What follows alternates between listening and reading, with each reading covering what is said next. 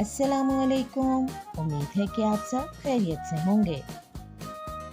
जी तो प्यारे बच्चों, जैसा कि आप जानते हैं जब आपने उर्दू लिखना और पढ़ना सीखी तो सबसे पहले क्या सीखा? हरूफ तहज्जी सीखे। और जब आपने दो या दो से ज़्यादा हरूफ को मिलाकर लिखना सीखा तो उसमें आपने छोटी इश्काल का इस्तेमाल सीखा। आज हम छोटी ये और बड़ी ये का अल्फाज के दरमियान में इस्तेमाल सीखेंगे।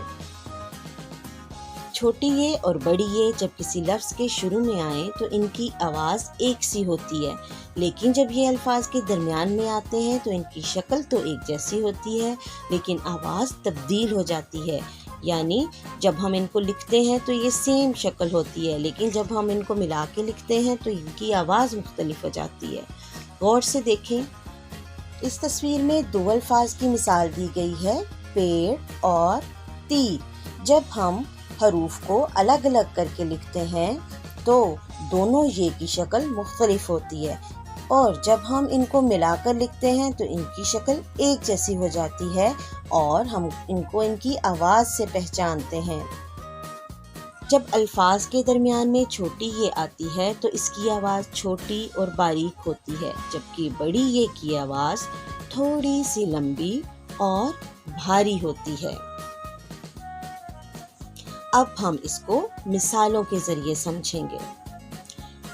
जी तो पहली मिसाल है जे बड़ी ये नून। जब हम इसको मिलाकर पढ़ेंगे तो ये है चैन।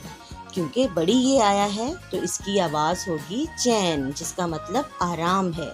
और इसके साथ जे छोटी ये नून अगर हम पढ़ेंगे तो जे और छोटी ये मिला के बना ची, चीन। चीन जो हमारा पड़ोसी मुल्क है। दूसरी मिसाल है भे बड़ी ये अड़े। भेड़। भेड़ एक जानवर का नाम है। उसी तरह जब भे के साथ छोटी ये लगा दी और आगे अड़े लिख दिया तो ये बन गया भीड़। भीड़ रश या हजूम को कहते हैं। इसी तरह तीसरी मिसाल है पे बड़ी ये रे। पैर। पैर पाँव को कहते हैं। और पे छोटी ये रे पीर। पीर हफ्ते के पहले दिन का नाम है। देखा बच्चों, दोनों ये की आवाज़ें बिल्कुल मुख्तलिफ हैं। अब हम सरगर्मी की तरफ आ जाते हैं। आपको कुछ अल्फाज की फहरिस्त दी गई है। आप एक रंगीन कागज़ लें, दरमियान में लाइन लगाकर एक जानिब छोटी ये और दूसरी जानिब बड़ी ये वाले अल्फाज को अलग करें। ये वो फहरिस्त है जिसको आपने इस तरह से हल करना है। उम्मीद है कि आपको आज के काम की समझ आ गई होगी।